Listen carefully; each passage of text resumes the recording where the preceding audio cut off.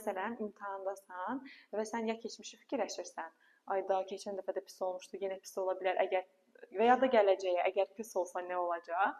Bu kimi fikirlərə girirsən və hal-hazırda əlindən gələni edə bilmirsən. Çünki imtahana fokuslana bilmirsən. Fokuslanmağı yaratmaq üçün belə bir texnika var.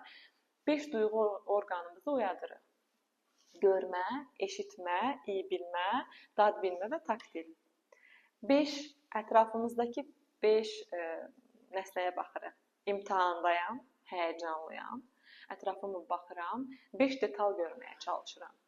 Qapıya baxdım, partaya baxdım, qələmimə baxdım, əlimdə varsa, insanlara baxdım və bir balaca yerə baxdım, patoloqa baxdım.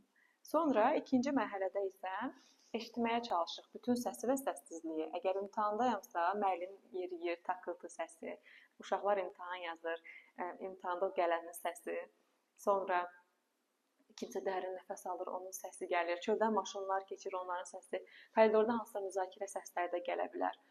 Eşidirsən və əslində həm otağı, həm otaqdan kənarı eşidirsən. Üçüncü mərhələ qoxu alırıq. Otağın qoxusunu hiss etməyə çalışırıq. Hamı imtahan yazırsa, biraz çernel iyi gələcək. Otaqda müəyyən qədər hər bir otağın özünə xas bir qoxusu olur. Əlimizdə suyumuz varsa, suyumuzu içirik, dadını hiss etməyə çalışırıq. Daha sonra 5 nəsnəyə toxunmağa çalışırıq, materialını hiss edərək. Parta varsa parta, əgər orada kitabça varsa kitabçanı, amma belə yox, hiss edərək. Və stolumuza toxuna bilərik, oturduğumuz, üstümüzə toxuna bilərik, üstümüzdəki hər hansı bir aksesuara toxuna bilərik. 5 nəsnə bitdi. Bu anda baxın, bütün fokusunuz bura gəlmiş olacaq.